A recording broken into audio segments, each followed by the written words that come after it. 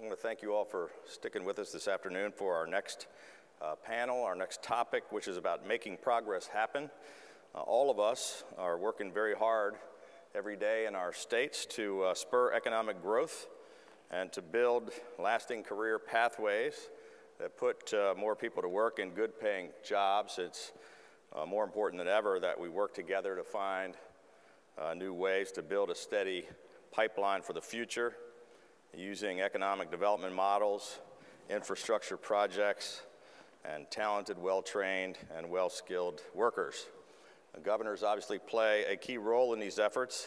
Many of the governors here today have shown tremendous leadership in this area, and it's at the state level that bold ideas are being developed and real solutions are being forged. So to lead today's next panel, it is my privilege to introduce the Vice Chair of the NGA, the Governor of the great state of New York, Andrew Cuomo, who will tell us a little bit about the progress he's making in New York and then lead the next panel discussion. Please welcome Governor Cuomo.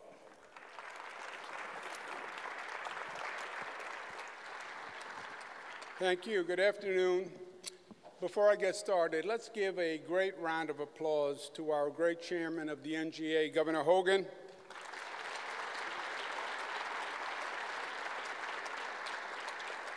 Governor Hogan, we all thank you for your professionalism, your collegiality, your cooperation, and your leadership. Another round of applause for Governor Hogan, please.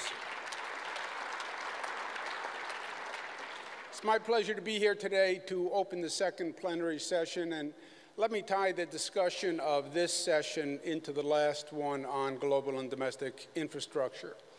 To begin with, if we had a magic wand, we should wave it and eliminate the word infrastructure from the vocabulary. It is just not an attractive word, let's be honest. Maybe if we come up with a more attractive word, we could actually entice the federal government to re-enter the field. It sounds like a task for a new NGA subcommittee. But the simple truth is that we do need the federal government to be a full partner if we're going to resolve this crisis. And it is a crisis. States simply don't have the financial luxury of filling the void, no matter how aggressive, no matter how creative states are. This is not a partisan complaint, because the past 5 presidents, Democrats and Republicans, all proclaimed infrastructure development as a national priority, and very little progress has been made. Our national infrastructure funding deficit is estimated to be $1.5 trillion by 2025. European countries, on average, spend about 5% of their GDP on infrastructure. Our federal government spends less than half that. In 1977, Washington paid 38% of the cost of building our nation's infrastructure. Today, that share is down to 25%. And the ever-increasing balance falls to state and local government. In the meantime, states do what we can, and states do what we must. We know that what we build, what we modernize, is the legacy that we leave behind. Given a state's limited resources, a state development strategy must be targeted and have a direct connection to a return on the state's investment.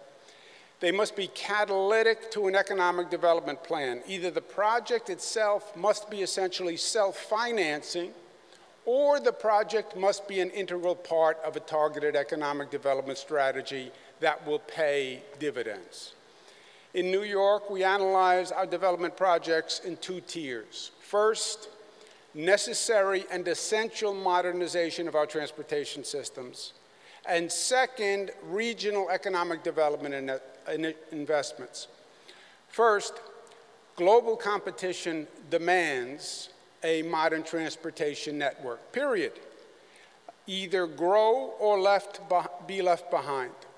In 2014, then Vice President Joe Biden said, basic quote, "If you landed in New York at LaGuardia Airport and you were blindfolded, you would think that you landed in a third world country." Dramatic quote. Now, all the New York politicians criticized the vice president for slandering a New York airport. we can be a little defensive as a group in New York. But I actually went the other way. And I said, no, the vice president was right. Let's recognize the truth. My state, every state, needs a modern airport to enter the global economic competition. Look at what they're building around the world. And then look at what we're doing here in the great United States of America. If we want to keep pace with the rest of the world, we have to update our transportation network. And if the federal government won't do it, the states must do it as a basic matter of economic survival. Now, states getting into this business bring significant financial challenges for a state as well as a highly specialized expertise. States don't have the funds to do it without leveraging public-private sector partnerships, and that's the discussion we had on P3s. But it's truly the only vehicle to get the amount of funding a state would need to make a real difference. On airports, for example, what that meant for us in New York was the private leasing of the terminal space at airports at the beginning of our construction projects to pay the cost of the construction.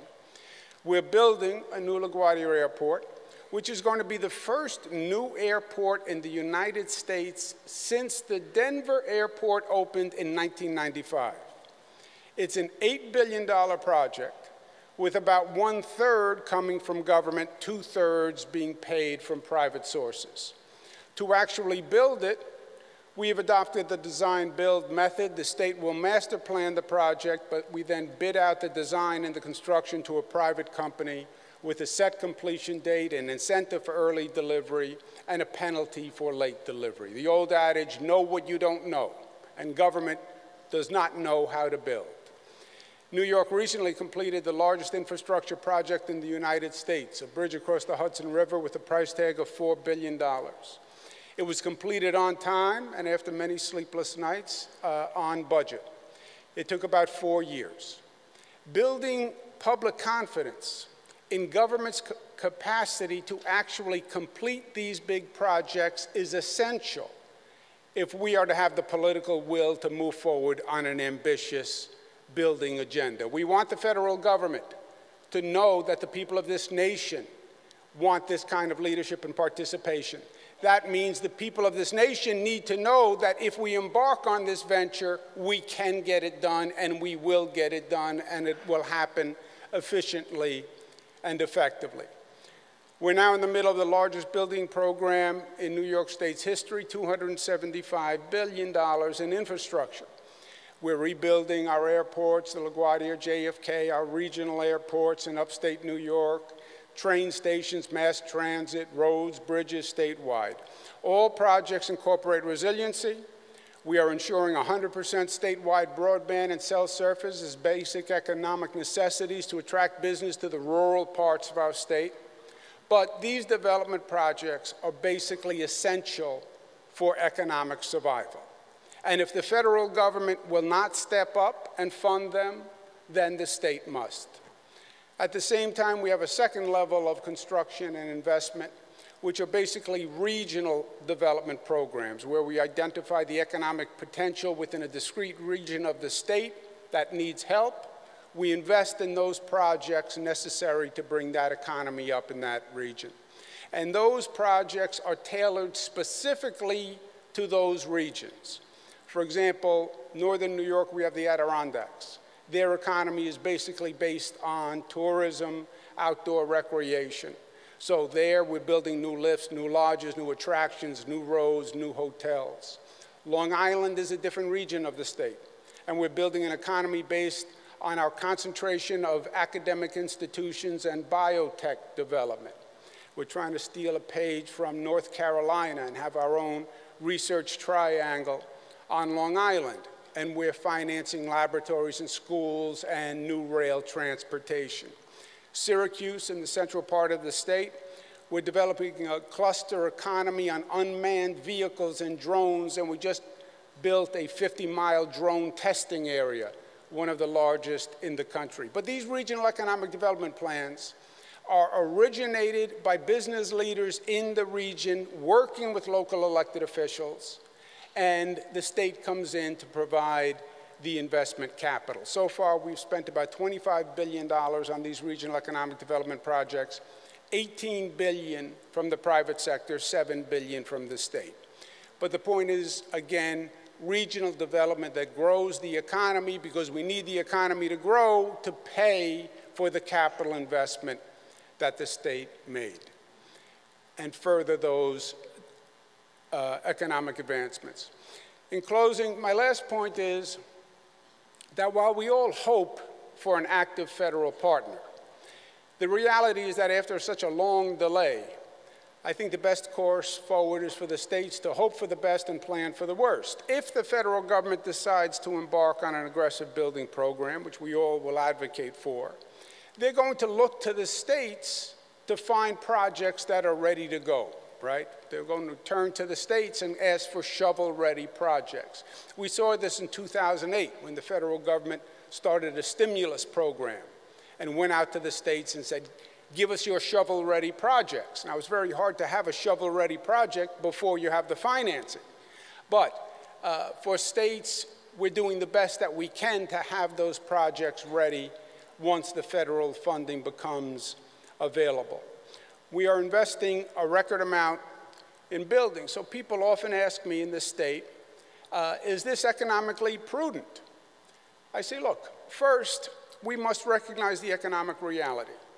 We're all in a national competition for the same businesses and the same jobs. And the locations that better serve the private market will win, whether they are in China or Europe or Utah or Texas or New York. To me, the question is, can a state not afford to grow its infrastructure and its economic capacity? Second, in New York, we have never forgotten what drove our original success. Yes, we have New York City, which is on the seacoast, and it provides a great natural harbor. But that did not exclusively drive our economic growth. 1817, the nation was looking for a way to open up the West. At that time, the West was basically west of the Mississippi. Thomas Jefferson and George Washington were planning a series of canals from the Potomac to access the West. In New York, Governor DeWitt Clinton, no relationship to Bill Clinton, said he had a plan. His plan was the ships could come into New York Harbor, go up the Hudson River, make a left at Albany, and come out across the state at Buffalo, which is on the Great Lakes, and then from the Great Lakes you can take a river down and you'll be in the quote-unquote West. Skeptics said, one question, when the ships make the left at Albany, how do they get out at Buffalo? That's 400 miles, all landlocked. Governor DeWitt Clinton said, no problem. I will build a canal that goes across the state, and we will pull the barges with horses and mules. 1817, 400-mile canal. The people of the state thought it was so crazy, they tried to impeach him on the grounds of insanity. But he did it. 7 years on time and on budget, and he built the Erie Canal. And that really was the infrastructure that made New York a commercial engine. But that is the innovation. That is the daring, the ambition, the spirit that built this nation. And it still lives in every governor and in every state. As Sarah Rhodes said on an earlier panel, the line from the Kevin Costner movie was right. If you build it, they will come. The line was right. The name of the movie was wrong. It's not a field of dreams. This is a country of dreams, because we are a nation of dreamers who had the skill, the tenacity, and the courage to actually make it a reality. And we did it, and we can do it again if we just have the wisdom to work together. Thank you.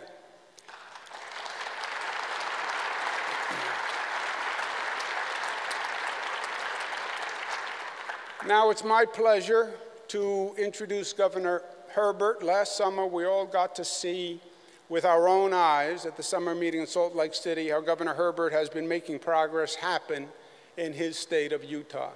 The people of Utah have been lucky to have him, so has the NGA. No one loves the NGA more than its former chairman. Thankfully, Governor Herbert is not leaving us until the end of this year, so we're going to lean on him until then. Let's give a big welcome to our dean, Governor Gary Herbert.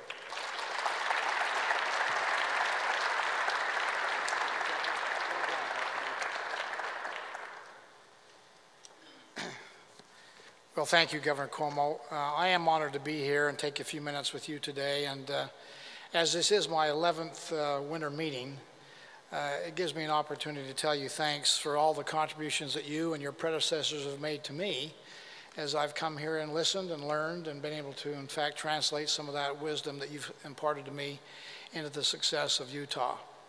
I recognize that we all are a little bit different. We have different cultures, different backgrounds, different politics, and so what I say today kind of is emblematic of what's happened in Utah, and maybe you can learn from some of the things we've done, and certainly I can learn from you. I appreciate Governor Cuomo's comments about dreaming and the possibilities.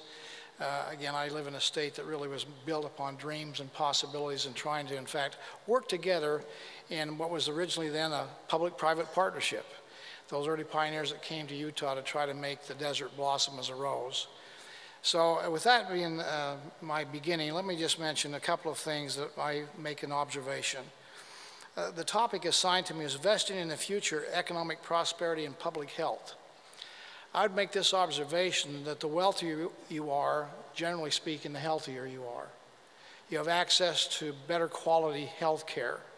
So having a focus on economic development and growing the economy is important for all of us. It's how you pay the bills. Whether it's infrastructure needs, which we focused on here today with Larry's initiative, or it's paying and funding education, health care, whatever your issues are, and they vary around the country. Again, having a healthy economy helps us pay the bills. Secondly, again, New York's about 108 years older than us. I'm a new state. So we can learn from those who've been down the trail a lot longer than us. And some of the new innovations that are coming as we've embraced technology are things that we've been able to appreciate, maybe get on board a little quicker than some of the states. But the focus really for all of us should be on economic development. And in doing so, understand, this is a Herbertism, that capital is a coward. Capital either flows in or out based on how it feels. And if it feels welcome, capital will flow to your respective states, your regions, to your businesses. If something is amiss, it will find other places to go where it's more welcome. So what we've tried to do when I came into office at the depths of the Great Recession was to kind of reset our compass and say, what can we do to, in fact, improve the conditions in our state of Utah to have a focus on coming out of the economy and become the best economy we can possibly be. We wanted to be the best, the number one in America, and also add to our opportunities to be an international business destination. And why not? We speak 130 languages in Utah, so we are built to do international business. And in doing so, basic principles were something that we embraced. For example, we have competitive tax rates. We have flattened out our tax rates. That happened under my predecessor, Governor Huntsman. We flattened it out so that they're now, and they've been lowered since then, to below 5%, about 4.95% flat rates for personal and corporate income taxes. We've also wanted to make sure that we streamlined our regulations. We actually went through and counted the regulations in our statutes and the regulations that have spawned, and found that we had 368 of them that had really no public purpose. It didn't level playing fields, make an equal opportunity. It was not designed to help keep the bad people at bay. It was just kind of a drag on the economy. And so, as you would do, we in fact removed those regulations and said to the marketplace, we're open for business. We don't want to have things that are just going to make it more difficult for you to in fact, be successful as a business enterprise. We also wanted to find a way to make government more efficient. We understood, as you do too, that government is a monopoly. Whether we are good, bad, or indifferent in how we spend the taxpayers' money, generally doesn't mean any difference to whether we're going to be around next week or next year or 10 years from now. In the private sector, that makes a big difference. If you don't, in fact, compete, as has been mentioned here today, the competition from China, it's a global marketplace. It's not just in our respective regions or states. It really is a world competition now. The private sector, if we don't compete properly, we'll lose profit, we'll lose market share, and then we'll lose our business. So recognizing that that's not the same rules that government has to play on, we actually brought in our cabinet, our senior staff members, and said, what can we do to find more efficiencies in our state government? Everybody bought into it. We developed what's called the Success Program. We won't have time to go through that today. But in doing so, we said we can find more efficiencies. And in doing so, save taxpayers' dollars. And so just to give you an example of two things that we've done, emblematic of many things we've done, today in the state of Utah, we actually have fewer state employees than we did back in 2002. You have to go to 2001 to find a smaller number. That's 19 years ago. In the meantime, we have over 900,000 more people that now call Utah home. More demands on state government, but we're providing it with fewer labor, technology and better processes. That saves on average now and growing about $400 to $500 million per year for the taxpayers if we just had kept up with inflation or just the rate of growth. And what we've also done, the Department of Motor Vehicles, which we know is kind of used as a bad example of state government, our Department of Motor Vehicles, the DMV, the average wait time now is less than 5 minutes. So we're doing things a lot more effectively and a lot more efficiently with making our government more effective. Last but not least, the entire effort here is to try to empower those in the private sector. We do believe in private-public partnerships.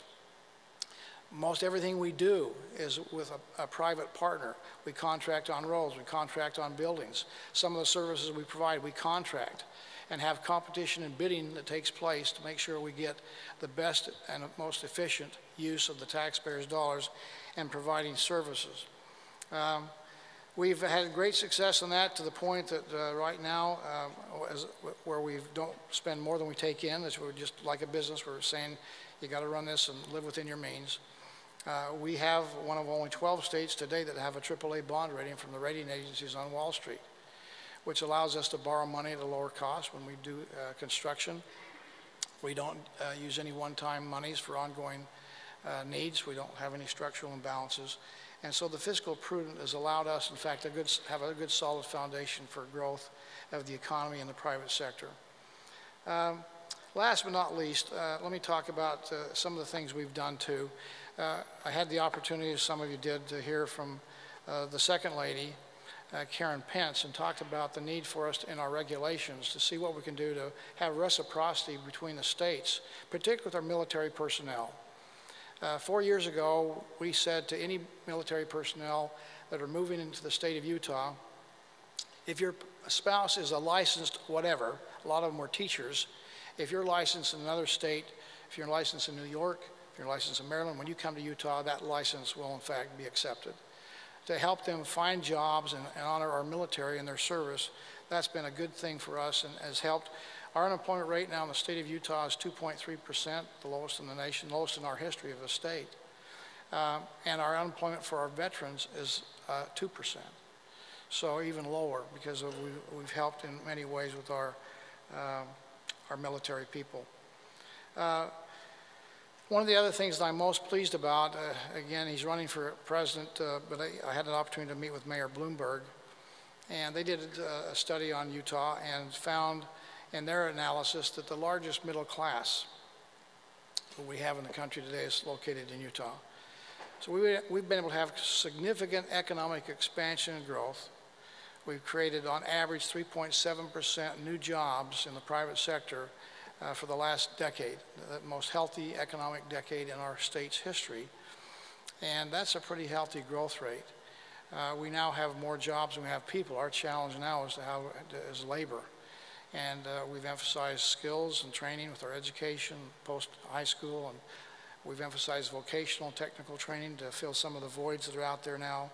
but we've been able to lift people out of poverty in a significant way this last decade to the point that we now not only have the largest middle class, but we have the third lowest poverty rate now in the state of Utah that we have in the nation. So with that, again, we've had some great success. We're happy to share with you our success. It worked for us. It may work for you. We're happy to share what we did and how we did it. Last but not least, when it comes to infrastructure, we've spent, when I first came into office, we're spending about $100 million on highways and roads. We now spend on average every year now about $800 million on roads and have bonded for some others. So we understand what's being talked about here, the importance of infrastructure to allow not just for quality of life and ease to get from point A to point B, but it is an economic development tool. Businesses won't come if you're in constant gridlock. So our investments in our infrastructure, roads and highways and byways has been a big deal, and it continues to be a big part of our budget today. We also have created just outside of our airport an inland port.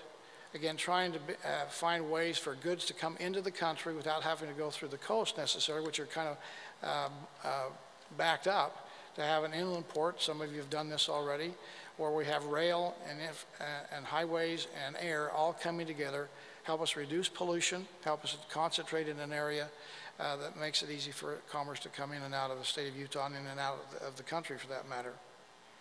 And along with that, we will have a new airport. We're remodeling our airport. Some of you have been there many times. We appreciated having you there last year.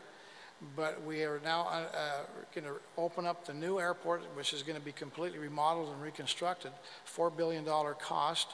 Will be starting to open up in this fall of this year.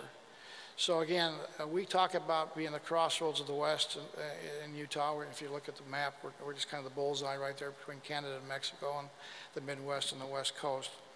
But we're doing things to enhance that opportunity. As Governor Cuomo talked about, it is a matter of us working together, finding ways to find new ideas to, in fact, fulfill the dreams and hopes and aspirations we have, not only for ourselves, but more importantly for those who come after us, our children and our grandchildren. So again, I think all of us can, in fact, learn from each other. That's what the NGA is about. So I thank you for all of the contributions you've given to us to help Utah become the best that they can be. Thank you very much.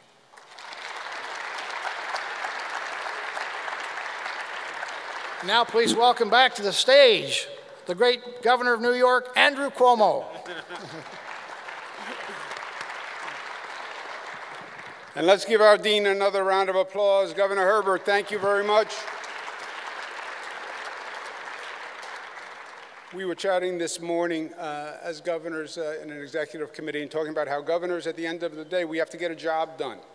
And that's why learning from each other in a bipartisan way is so important. And whether it's infrastructure or economic development, there are lessons that we can learn. One challenge we all have is public health.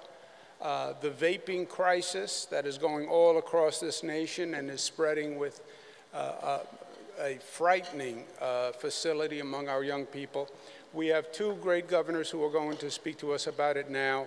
It's my pleasure to introduce Governor DeWine from Ohio and Governor Brown from Oregon. Thank you.